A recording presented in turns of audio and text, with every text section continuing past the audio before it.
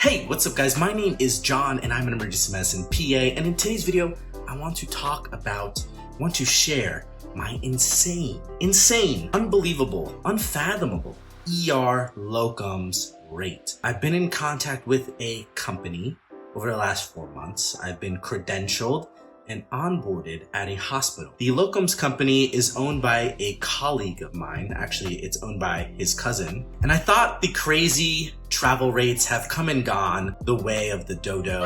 COVID-19, it's slowing down. And I remember during COVID that there were a bunch of knucklehead ER per diem nurses making $100 an hour. And I said, damn, that's a lot of money. $100 an hour to be an ER nurse. Meanwhile, the full-time nursing staff over there were making $36, $38, $42 an hour. And you had these guys coming in making $100 an hour. And they were a W-2, mind you. I thought that these crazy rates were only restricted to the nursing staff because there was a huge supply and demand issue, right? And that's kind of how you find these crazy rates when there's a supply and demand issue. So a normal PA travel rate might be $80 an hour, $90, $100 an hour, $120 or $140. I've actually heard of some PAs making $140 an hour. With this travel company, with this locums job, they offered me $120 an hour plus travel. This was the initial offer, mind you, all the way back in July. I've now been told that the APP rate, they've been approved for $190 an hour. 190, not a typo, not a mistake, not an error, $190 an hour. If you know who Grant Cardone is, he always talks about 10x Elkhoury. So if you don't know Grant Cardone, don't look him up. He talks about 10xing everything. And you know, people were out there, they're fighting for $15 an hour. And I was like, I'm about to 10x that bitch. This $190 an hour is for a 12-hour ER shift. That comes out to $2,280 a day. Yeah, I don't make that as a PA at my regular job. This figure, though, is a gross figure. It doesn't include local taxes, state taxes, federal taxes, Social Security and Medicare. You know that Uncle Sam is going to cut into my bread. One day of working this per diem job will be almost more money than I've made on my entire time on YouTube. And I mainly attribute that to you guys not hitting that like button enough and being too timid to subscribe. So what are you waiting for? Please hit that like button. For December, I have a 3 paycheck month coming. So my normal job will be about $15,000 of gross income. Plus, if I did 5 per diem shifts in December, that would come out to $11,400 gross. My other income sources, which include Airbnb, YouTube, my websites, I'm estimating should be about another $2,000. Before taxes, I'm expecting about $28,000. Insane, right? And last time I did a YouTube video on making all this money in a month, it was actually like published in some articles and stuff. Guys, don't publish articles about it. Just link the video. Doing my ER rotation, I knew of PAs making $200,000, $300,000 a year. So if you're out there and you want to hustle, there is money. Let's talk about January. My January expected earnings. I'm estimating that I'll earn $10,500 from my regular job at my reduced hours.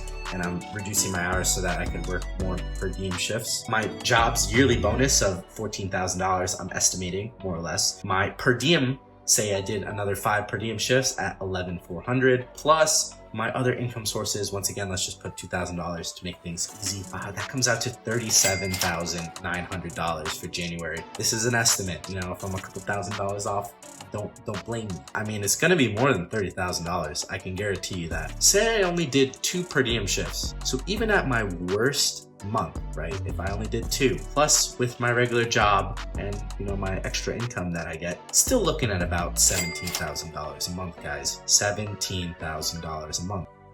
So what is the point of this video? The point, I wrote this down. I actually did write this. The point of this video is to highlight that you should always keep an eye out for what's out there. You're not going to find any rates unless you're talking to people and networking. That is another point. My second point, I guess that's now my third point. Third point is to stop selling yourself short. If you're a PA, if you're an NP, and you're making less than $100,000 a year, you are selling yourself short. You are a valuable asset of any clinic or practice out there being taken advantage of. And I would also speculate that you are too attached to a specific geographical area or a specific, organization. 3 years, almost 4 years into my PA career, I've now worked at 3 different hospitals, soon to be 4 different hospitals, and you have to always be looking out for what is out there. So I just want to say, go get that bag. Go look for stuff. You are not going to hear about any travel rates unless you're talking to travel companies. And keep in mind that when you are looking for locums rates, travel rates, they are paid. Say hypothetically, the hospital's like, we need these shifts filled and we will pay you $250 an hour for a PA. That travel company then will find you, the PA, and they will say, hey, we'll give you $100 an hour. And they're paying, all their staff and all their people, and they're making a profit off of your hard work and labor. So whatever number they give you, because I remember I was getting travel contract rates at $75 an hour. Whatever they're telling you, there is meat on the bone. There's more to negotiate. And this is from other ER doctors telling me, other ER doctors who have been in the travel scene for some time. There is money to be had out there. And you don't have to go to rural Alaska or Arkansas to get these sorts of rates. I did not start like this, guys. I was just like you. I was making under $60 an hour as a new grad in the ER. Just to be clear, $190 an hour is a solid physician rate, guys. My last job was paying the ER doctors $195 an hour, $215 an hour for night shift. I acknowledge that this $190 an hour rate is very temporary. We have the holidays coming up. It takes them months to credential a PA. And also, mind you, that this facility has 15 to 16 empty ER shifts per month, guys. And they are filling these empty ER middle shifts with doctors, travel doctors, who are getting paid even more money. So it is in the hospital's best interest to kind of fill these gaps with some schmuck like me at a lower rate. And that is sort of where we are. I expect this rate to be probably November, December. I wouldn't be shocked if I got this rate in January or February. I also would not be shocked if the rate starts to tumble down towards something a little more reasonable. So what am I going to do with this money? I feel like I should always end the video with, what are my plans? What are my intentions?